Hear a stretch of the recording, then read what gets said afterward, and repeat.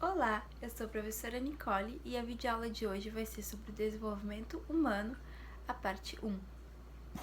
A primeira semana do desenvolvimento humano, ela é marcada pela clivagem, que é quando acontece mitoses sucessivas com a célula do zigoto.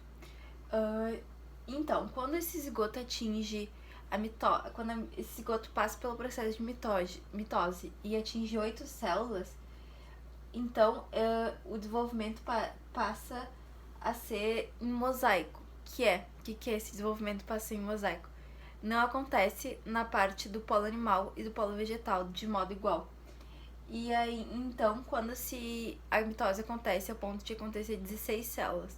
Quando temos 16 células, esse embrião passa a ser chamado de mórula. E a mora, ela passa por um processo de compactação. E esse processo de compactação, o embrião passa a ser o blastocisto. E é formada, então, a blastocele, que é uma cavidade. Aqui a gente consegue ver a foto de micrografias do desenvolvimento humano, conforme as etapas que eu já havia falado. Então, inicia-se no ócito, e aí a gente já tem um embrião quando está sofrendo mitose, e já tem 2 células, depois é formada a mórula, na C, quando já tem 16 células, aí a mórula compactada, onde já não tem tanta a diferenciação celular, aí o blastocisto sofrendo Watting, que é na F, e aí depois a gente vai continuar vendo, né? No blastocisto são indicados T, que é o trofoblasto, e o E, que é embrioblasto.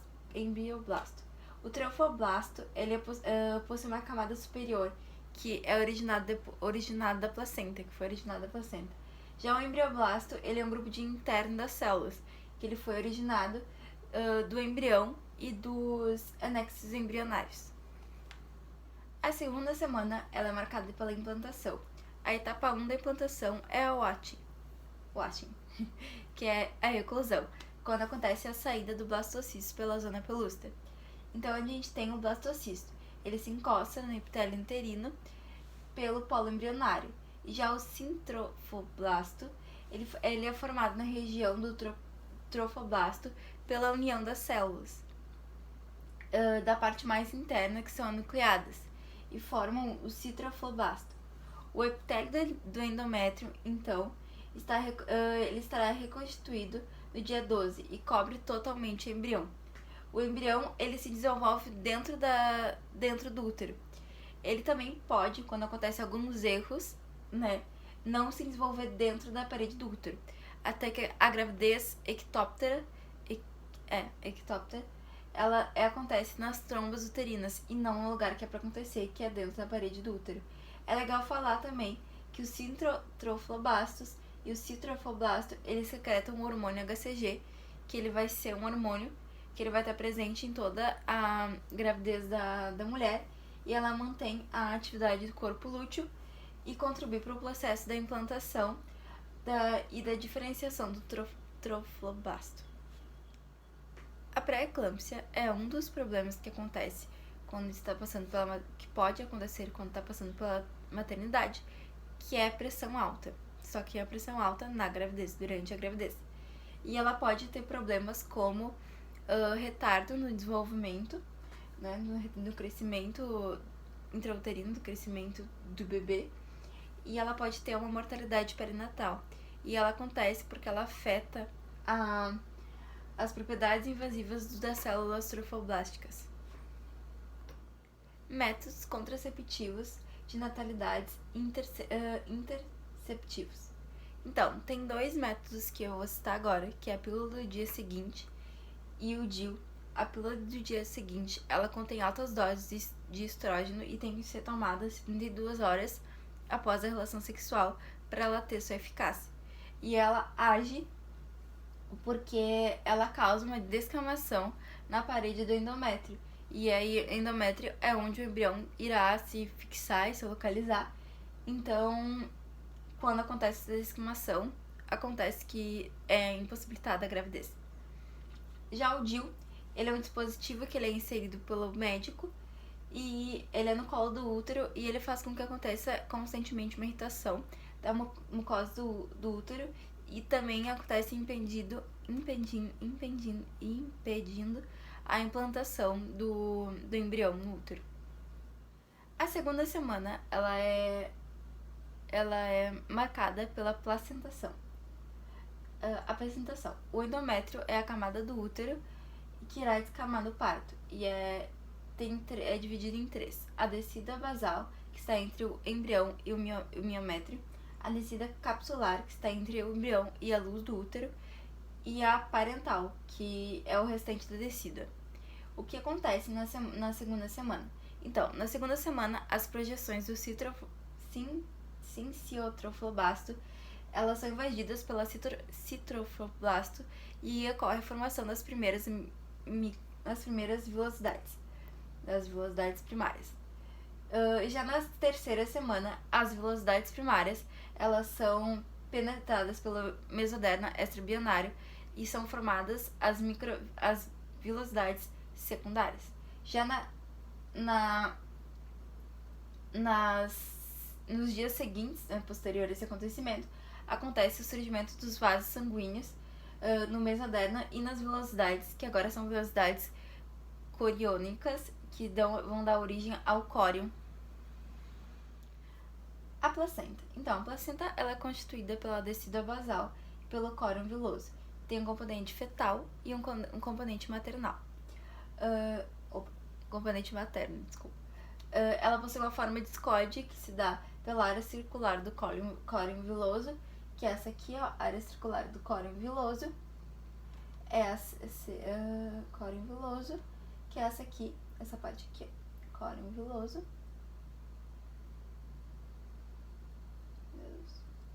Aqui, ó, essa parte aqui dá origem à área circular da discoide da placenta. E a barreira placentária, ela é composta pelos tecidos das vilosidades coriônicas que separam o sangue materno do sangue fetal. E até o quinto mês, são os cintrofoblastos, cintrofoblasto, o mesoderma extrabionário, o endotélio dos vasos sanguíneos fetais. Como eu já havia falado em aulas anteriores, há muitos hormônios envolvidos na gravidez.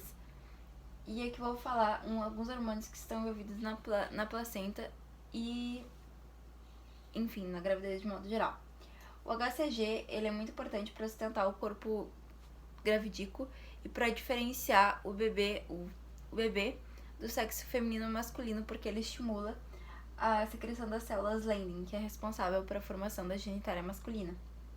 A progesterona, ela inibe as contrabilidades nos miométrios, o que faz com que não aconteça um aborto, né, já que ela inibe as contrações do miométrio, e desenvolve as glândulas mamárias para lactação. Então, é por esse hormônio também que faz com que a mãe tenha leite para aumentar o bebê. E o estrógeno, ele aumenta o útero e a genitália externa da mãe e estimula o crescimento dos ductos mamários e relaxa os lixamentos pélvicos, que facilita no parto. E a somatrofina coriônica, ela é basicamente como se fosse o hormônio do crescimento e ela influencia no crescimento, na lactação, no metabolismo de glicose e lipídios da mãe. É muito importante esse último hormônio que aconteça realmente a estimulação da produção de glicose e de lipídios para a mãe, porque ela é a fonte de alimentação para o bebê também. Então, toda vez que o bebê necessitar de glicose, que é constante, é uma necessidade constante para o bebê, porque ele ainda não tem a capacidade de desenvolver, a mãe consegue produzir a quantidade suficiente para ela e para o bebê. O fibroblasto é uma camada fina voltada para o blastocele e ela é formada no 7º dia. A cavidade amniótica é o fluido embrioblástico que é formado no 8º dia. E no final da segunda semana, o embrião é didérmico, porque ele possui duas camadas, o hipoblasto e o epiblasto. O epiblasto ele é a camada que é originada no teto das cavidades amnióticas. E o suco vitelino é uma membrana de Auster que ela é formada pela migração das células do hipoblasto revestido que reveste a blastocele, como a gente vai poder ver nessa foto que está aqui. O epiblasto é marcado em E, e essas células que estão aqui, como eu havia falado, marcado em azulzinho, é uma E. O hipoblasto é marcado em H, é esta parte aqui, as células aqui. E as células do hipoblasto migram e revestem a blastocele, que é essa grande cavidade aqui. E as células do epiplasma originam o ectodermo embrionário do saco amniótico, que é o saco amniótico. É esse aqui, ó, saco amniótico, que irão originar aqui. Irá originar aqui, e aqui já tá maior. A terceira semana é marcada pela blastulação. Então, o embrião, ele se desenvolve e ele adquire uma forma de disco, mas com o passar do desenvolvimento, ele acaba se enrolando e ganhando uma forma de cilindro. As células do epiblasto, elas se concentram numa linha mediana e caudal e forma-se a linha primitiva. Ela tem duas extremidades. Na extremidade caudal é onde mais tem a concentração de células do epiblasto. Então, ela tem o eixo anteposterior e o eixo direito do embrião. E aqui a gente consegue ver na figura a linha primitiva, que é essa linha aqui. Aí tem o nó primitivo e o suco primitivo, que é essa parte aqui.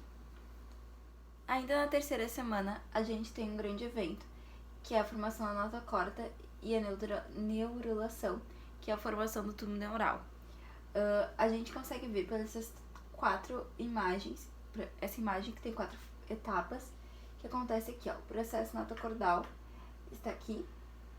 Aí a gente vê a evolução de que vai acontecendo uma invaginação da placa notocaudal que intercala no endodermo do embrião, e aqui acaba se formando a notocorda pela invaginação da placa notocaudal. E aqui em laranja está a notocorda, o mesênquima paraxial em rosa, em coral está o mesoderma, aqui o mesoderma paraxial e aqui o mesoderma intermediário. Aqui temos o endoderma do embrião, marcado de amarelo, o suco neural aqui em cima, aqui em cima, e a praga neural. E aqui dá pra ver como aconteceu.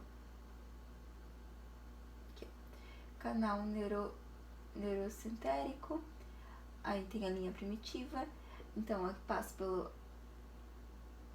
Ele acaba acontecendo essa parte aqui da junção e da invaginação da placa notocordal, e por fim forma essa imagem que eu havia falado. Ainda na terceira semana, o mesoderma passa por um processo de diferenciação. Ele se difere em dois, do paraxial e do lateral. O paraxial, ele é formado pelos somitos. Os somitos são compostos pelo esclerótomo e o demóptero. Já o lateral é formado pelo somático e o esplâncnico. E aqui a gente tem a imagem que eu já tinha falado anteriormente, que aqui está o mesoderma paraxial, aqui está o lateral, aqui está o tubo neural, e aqui já dá para identificar o aumento, essa parte aqui, que é o oceloma intraembrionário. A neurulação é um processo muito importante, né, que acontece no desenvolvimento embrionário, e ela acontece nas três camadas que revestem, que é a ectoderme, a mesoderme e a endoderme. A ectoderme, ela desenvolve a placa neural e o tubo neural. A mesoderme desenvolve os somitos e a endoderme a notocorda. Então, com a invaginação da endoderme, forma-se a notocorda aqui, quando acontece aqui, em encontro, como pode ver aqui, ó, um encontro até formar o tubo neural, né, essa forma de tubo, de cilindro, e aqui estão os cilindros, os somitos que foram originados do mesoderma. Aí dá pra ver como é que estava aqui no início, como aconteceu a invaginação, até que aconteceu a união e a total união, e quando já está formado. Na quarta semana, o embrião então ele ganha uma forma de tubo e ele tem todo o embrião envolvido pelo saco amniótico, e onde a parte externa é envolvida pela endoderma e a parte interna pelo endoderma e a parte externa pelo ectoderma. E aqui a gente já consegue ver os folhetos embrionários já sendo formados, né, já formados. Mas, mais uma vez, eu vou falar que todas as coisas, elas têm uma origem inicial. E a gente sabe que parte dos três tecidos embrionários, que são o ectoderma, o mesoderma e endoderma. E por meio dessa imagem, a gente consegue ver por trás da origem, o que vai ser formado no final. Tipo, o ectoderma, ele origina todas essas série de coisas, como o órgão dos sentidos, medula adrenal, o sistema nervoso, glândulas salivares. Já o mesoderma, representado em vermelho, tem os tecidos conjuntivos, muscular, o sistema urinário, reprodutor, o endotélio, o mesotélio. Já o endoderma, ele forma revestimentos epiteliais, anexos do trato digestório, glândulas do sistema respiratório, como outras partes aqui. Muito obrigada pela aula. Eu sou a Prof. Nicole.